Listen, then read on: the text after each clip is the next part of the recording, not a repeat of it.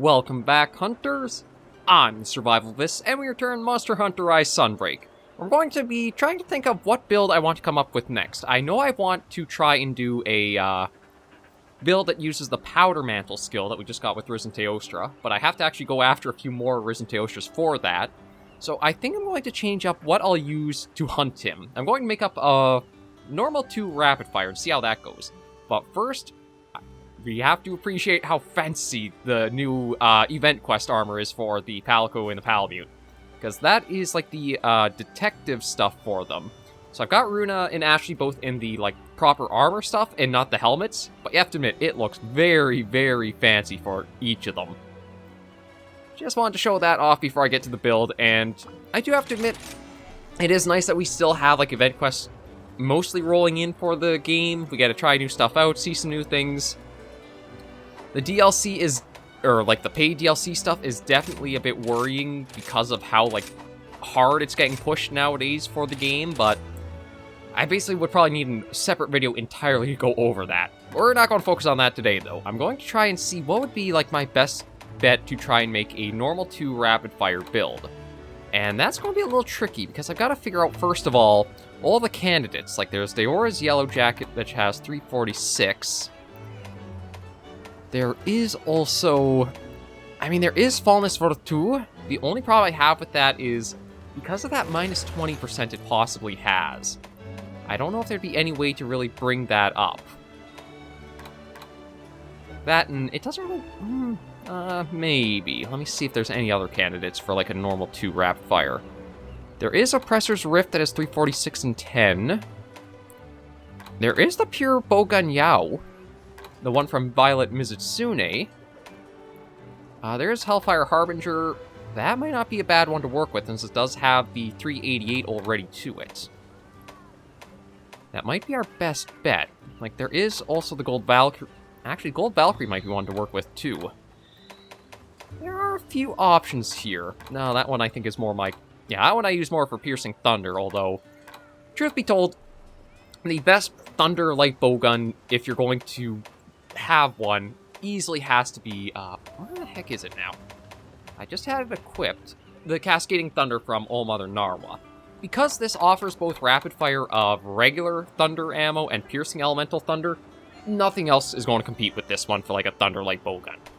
But anyway, where was I? I guess I'll go through this way. The Fine Kimura, I don't think that's really strong enough. Or Redeemers, I don't think so. Don't think for the Ironclad. Yeah, so I think I'm going to work with the Hellfire Harbinger Plus, the Anjanath one, and I'm pretty sure this is as high up as it can go for upgrades. And now I need to see what I want to change out. Like, actually, now that I'm looking... Okay, well, definitely Divine Talisman. I didn't realize actually was over the amount I wanted there. I do want to keep the Evade Extender, because if I can get at least 2 skills on the Evade Extender, that frees up a 4 slot I can use for something else. Might even go with this one again, that has the Wall Runner. Not that I really want that one. It's just that it's pretty... Counter-Strike... Ooh. No, I'll take the 3 and the 2. I think that's a pretty good one to be working with. So let me see what my stats are right now. Like, what statuses do I have? Attack Boost, Resentment, Spare Shot, Dereliction... This actually might be a good thing to try and look for a better normal up. I don't know if I have any really good talismans for that, because it's been hard finding... Like, there's a 2 with 2 1s. There's not bad. That's been kind of hard finding some that have the... That might be my best bet there. Or... It's basically the same thing, because that one recoil down would be one of the slots. Is that... see, that only has the 1 up there. Like, I do have to hand Sunbreak one really nice thing is that it... should I do that just for the recovery up and fill that out? Maybe I'll go for that and then let me start putting into this. Like, what I have to hand it to Sunbreak is that you don't have to grind up into, like, the anomaly investigation stuff unless you really want to min-max your builds. Even if you just get, like, your master rank cap up and keep working that up, you'll still mostly be able to get weapons that are weapons or builds that are fairly decent performing. It's just that if you really want to go to the maximum level you can, you have the option of grinding through the anomaly investigations, and it keeps giving you more endgame stuff to work at. But say if you just, like, want to go after the new monsters and you don't care about, like, say, the Risen effects or stuff like that, you could just follow up the title updates and just not really worry too much about the anomaly stuff. It doesn't transfer over that severely. So let's just do that, and that. And if I plunk in the force shot, there we go. This might be a bit of a powerhouse to work with. And I'm trying to think of what I would need for this. Okay, increased damage to flying monsters. That might be what I want to use, actually. Because, or maybe I should go for the... Or should I try for the brutal? Because, I mean, I do have the negative 30% affinity this could work with. Now, that's actually something I do have to figure out, too, is should I make... it is something that's just, like, pretty calm to have on raw builds, is making sure we have the Tenderizer. And then the crit boost might not hurt either. Just one away from having that one there, but you know what, I guess that's still fine. Okay, let me just do our usuals of getting all 3 absorbers and all 3 quick loads. Actually, maybe I'll only go for 2, because it might also be a good idea to make sure I have the deviation minimized for this. Although, let's see, it says reload is below average right now, but if I switch out the switch skill... Speaking of, I should go in here and change this. Yeah, reload, keep, that can be critical firepower, that's the counter. When it comes to light bowgun, I don't really know if you need to switch all that much from it. Like, because I do have the 3 points of dereliction, which honestly... Wait, I do have, don't I? Yes, I do. And what is that for once the blue scroll? Okay, the red scroll is the increased elemental and status. Blue scroll is the attack and stun. So I'm going to be using the blue one for this hunt. And everything's okay there. Let me just see what happens if I take off. Or no, I need to do... Okay, let me put the absorber on there to get that proper. So it still says I have no deviation there, and I can do that, which speeds that up to an average speed. So that should be pretty good to help work with. And I think we can basically just buy everything from Overo Hero, and then we'll go for a Risen Teostra using this. Just that way I can prep for next episode trying out the Powder Mantle a bit more. I do already have one piece of the Risen Teostra armor. It's just I figure if I'm going to showcase a skill, let's try to get a good showcase of like as much of that skill as we can. And we can also see just how strong this could be as a build that's using normal 2 Rapidfire. Because it's not really something I don't think you'll have many builds for like, unless it's a Pierce build, I don't think like Bowgun you'll really see that many people using anything other than Elemental or Piercing. So this is, again, maybe it's not going to push the best numbers, but we'll give it a try and see how it performs for us. I think it does give us 429 attack. The minus 20% affinity is a little ouch, but we'll see how things go. And then maybe what I'll also do is I'll take along what is, without question, probably the most powerful followers to bring along. That is Hinoa and Monoto, both with a hunting horn. These two with you is absolutely freaking bonkers.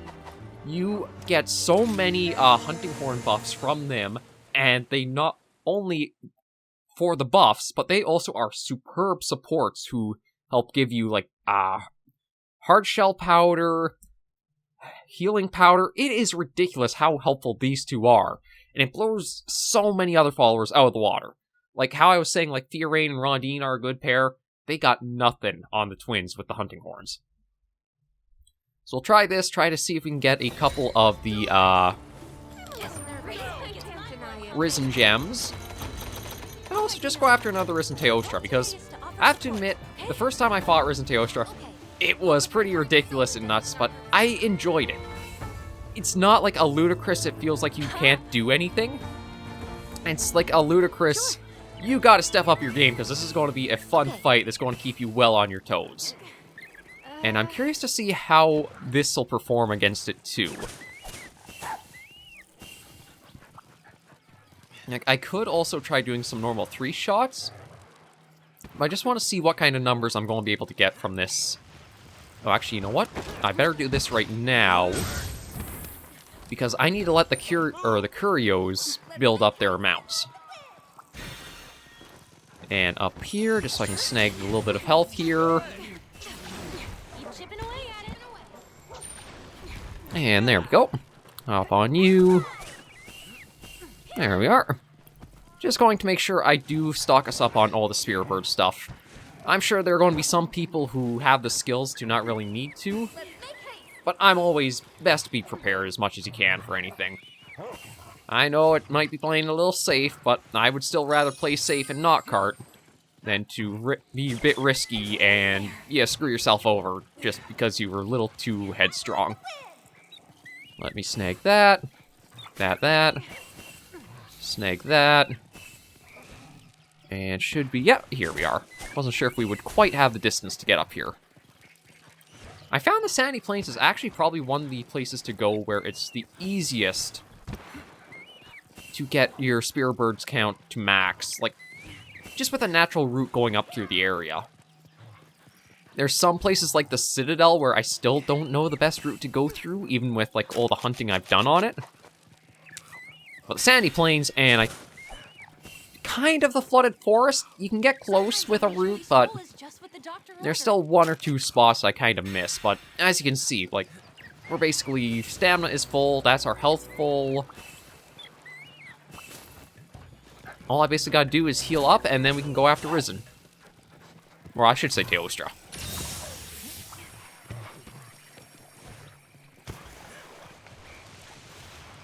Yeah, so I'll head on out and see how this goes. And I'm probably going to go back to... Actually, I'll have to see. I might do a Risen Kushala hunt as well, just to show these guys off more. Like, Risen Kushala doesn't have that much that I think is really as noteworthy. Like, some of the wind attacks definitely have cool effects with them, like having the gold coloration. But when it comes to, like, how changed the fight feels, you have to admit Risen Teostra is just so much more dynamic.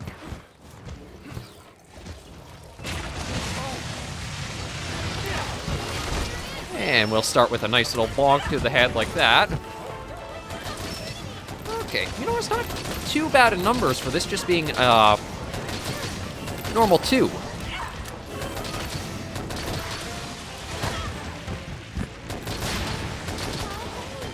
Like, it does have to hit the weak spot that is his head, actually, to pull it off, but...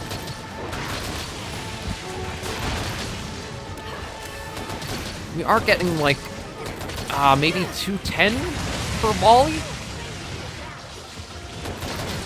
I'm just trying to think, because it's like 75 and 75, 150, so that'd be 225 if they all hit for that amount. Oh, actually, I'm not sure why that one had quite a bit more to it.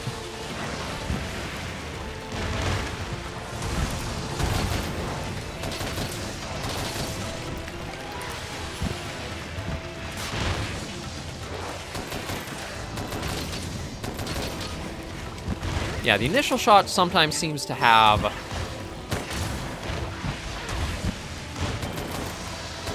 a little bit more... Oh, actually, how I was talking about the twins have a pretty good effect with the buffs they give.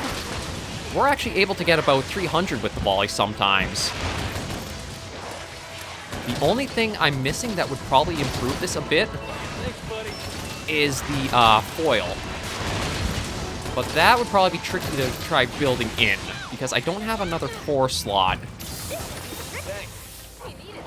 Although, if we are just using normal 2, and because you do have, like, gunpowder 2 to work with, you might be able to get rid of spare shot. Just in order to pack a little bit more of a damage or attack values in.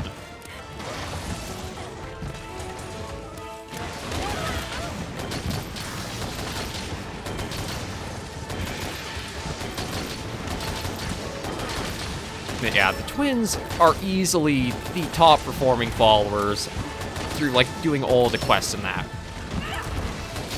If you are going to be playing solo and you want just something that helps speed you up, bring them along. You're not going to regret it.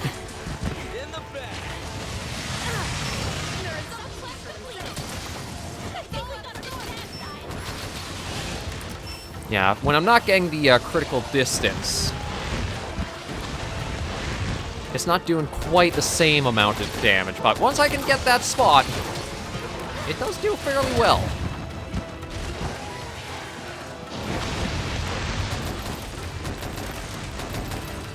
And another thing, too, about Sunbreak is I like how varied you can make builds and stuff with it. Like, I know when it came to Iceborne... Oh, I don't know how I didn't get hit by that. Iceborne and World, the meta was always Tenderizer... Or was always Weakness Exploit, Critical Boost, and just kind of kept along that line. Sunbreak has at least tried to diversify things more. You have, like, Dereliction, you have the Powder Mantle, you have some other stuff you can try out. It doesn't feel like you're really at that much of a loss for trying them either. It kind of promotes that with how streamlined the skills are, too. It promotes you wanting to be able to try stuff out.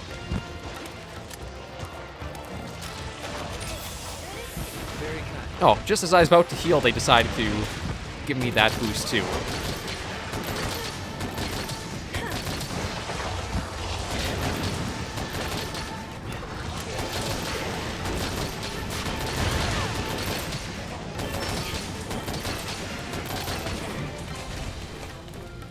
I do kind of wonder what would happen if I took this build and instead of putting the Tenderizer in, kept the crit boost, but kept the brutal rampage decoration I've got. Like, kind of wonder what that would do for numbers. Maybe I should also just, because I do have this as a normal build, see what normal 3 is like for, like, a shot.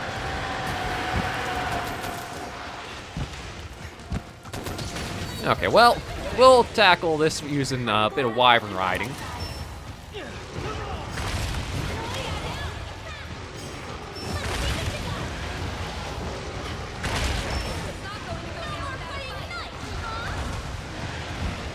Okay, kind of whiffed there, but I'm actually thankful for Teostra giving us a smack.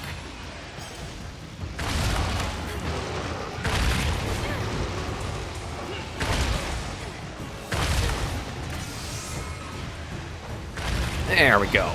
And Wyvern riding is easily the new clutch claw. It's just something where it's so powerful, you really want to use... Oh, actually, I'm going to be stuck using normal 3. It's not a bad amount of damage to, like, see out for normal 3, but I feel like I've gotten better with other builds of it. I think... Well, that's probably from the... Okay, see, that 193 was a very nice one to... Oh. Ow. I can figure out what was going on there.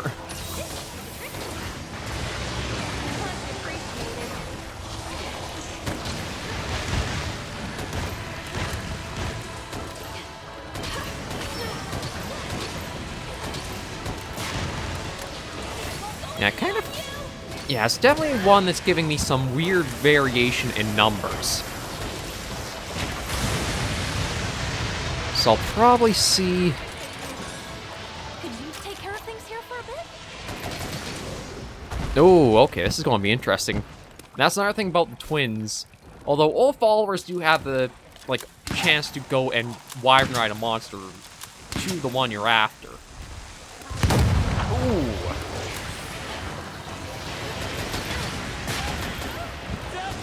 Ow.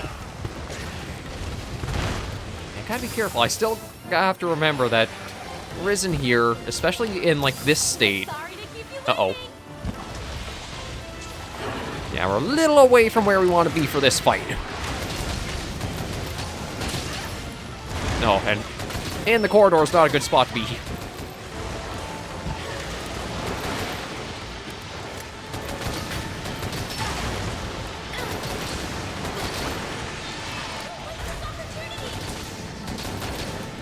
Yeah, I don't have the best ranging right now.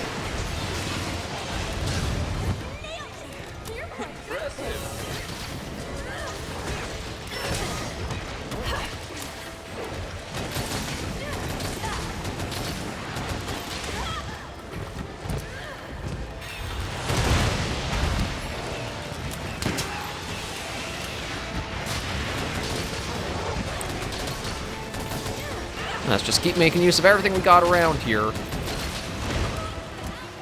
Overall, I'm not impressed with the build, but it's not like it's a terrible one that's not, like, feels like it's going to take forever.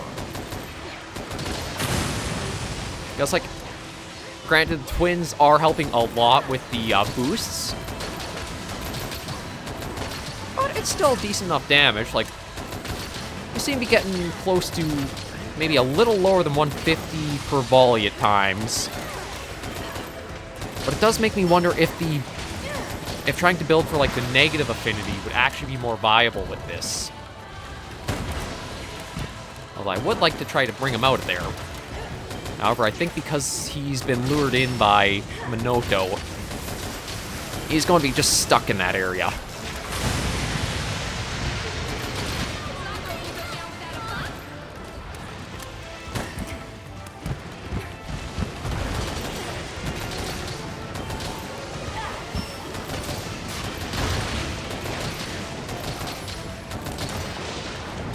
No, and again, I don't even need to heal myself because the twins are so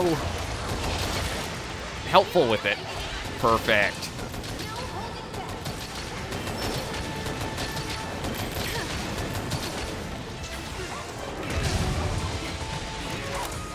And then we'll just probably smack you around a little bit here. But God, the hunting horns are providing so many boosts if you take them along.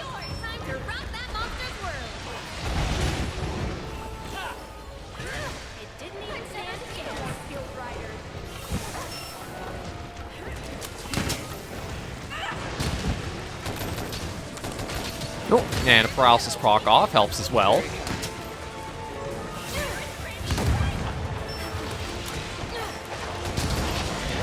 And let me just get out of that.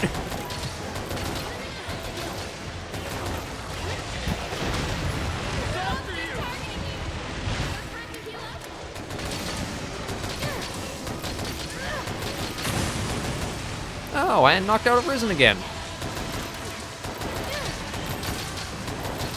Yeah, this one has a really big variance on like just how much damage it seems to want to put out, even just between like the same volley. Like the first shot hits for quite a decent amount, but maybe because of Rapidfire, the subsequent shots don't have all the same modifiers behind them. Like say, Weakness Exploit only procs on the first one, or only the crit boost procs on the first one, and the others don't.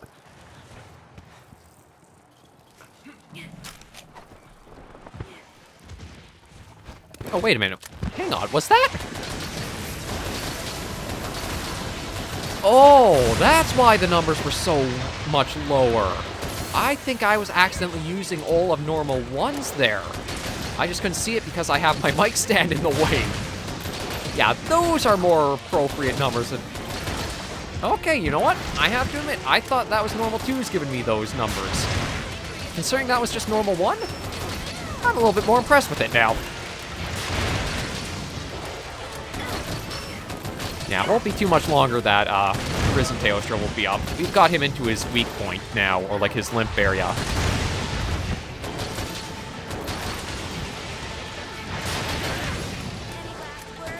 Yeah, we're hitting probably steadily now, close to like at least 200 per volley. And I do love... The only thing I wish was back would be like evade reload, because that would be just so stylish using a build like this. Ow. I say stylish, and then I kind of mess myself up a bit.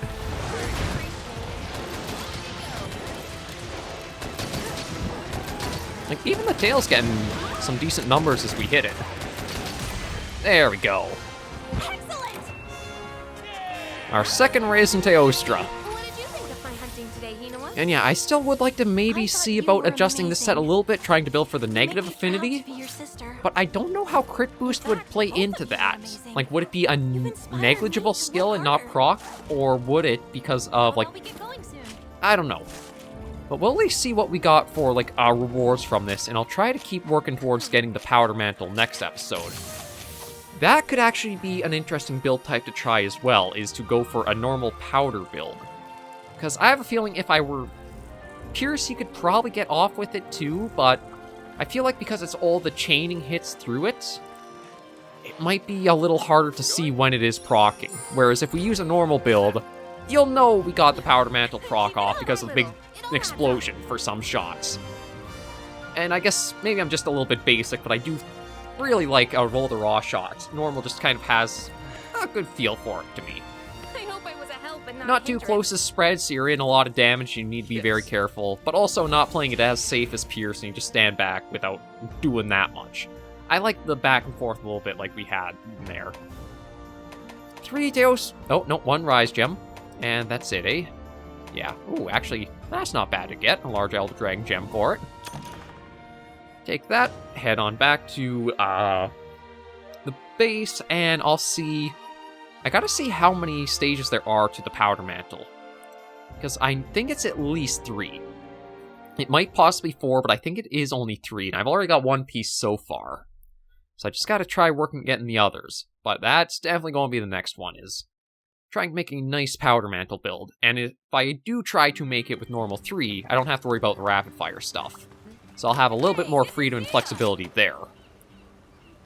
Yeah, so that's 1. So it is 3 total. So I need a Rathlos Mantle of all things, so I do have to work for that, and I do have to get the Fell Wings from a Teostra for that. If I can get those, we'll see how they perform all together with another build. I'll be here when But for right now, and for having tried this little thing out, I think it worked pretty well. So I'll just quickly go back here and show off everything I've got. Like just showing you the decorations that are slotted into it. So yeah, it's the Hellfire Harbinger Plus. It doesn't have any augments to it. The Brutal Jewel was slotted in. Again, I don't know how that would operate with like the Tenderizer and the critical boost. I might have actually shot myself in the foot a little bit, but I do not know what I'm doing. I'm no expert at this. I just throw crap together and see what the outcome is. Yeah, so that was what was in that one. The Flaming Espinos Brain. The augment, you don't have to worry about. I mean, it is kind of neat to have a good luck there to help for decoration farming, but it doesn't apply to the actual piece and what it builds for, so you don't have to worry about not having that. This one had the Salvo, Critical Jewel, and the Absorber. There's no augments on this. The Archfiend Armor Epine had... This is where it does have another 1 slot. But the thing is, even if you don't have the extra 1 slot, you could probably just use, like, anywhere slotted in different, because you don't need all of the Sniper Jewels. Because you're keeping at a more constrained distance than, like, a Pierce build, I think you'd probably be able to get away with even 1 or no steady shot, or steady things, or Sniper Jewels. That's what they are, Sniper. Yeah, so that was the Arms, the Chaotic Folds. This one does give us the Strife, but with the Hinoa and Minoto being as handy as they are, we never really run into getting the health super low or using the Berserk skill. This one I think I'm mainly taking for... I think it's the Resentment and the Critical Eye I went for, because it is nice to get those. And then the Archfiend Armor, this just had Critical Element, so again, the augments don't matter too much except for like maybe 1 extra 1 slot. That's all that was in this, and hopefully I have been a little slow if you want to pause the video to see it. It's all there, and I can even just leave it on like the step. One thing that is a little hard to do is show off all the stats because there are so many skills that can now be active at a time as we go through and try these builds out. But it shows you can have some fun, you can play around, you can make all kinds of different stuff. Don't feel like you have to stick to only certain ways. Have fun with it and play around. You have the room to just make full use of it. So thank you guys for joining me on this episode of Monster Hunter Rise Sunbreak. Monster Hunter Rise Sunbreak, mouthful that is. If you did enjoy the video, be sure to give a like, and if you have any comments, tips, or tricks, be sure in the comments right down below. Until I do see you in the next video, Hunters and Survivors, please remember, as always, to take care, stay alive, and happy hunting.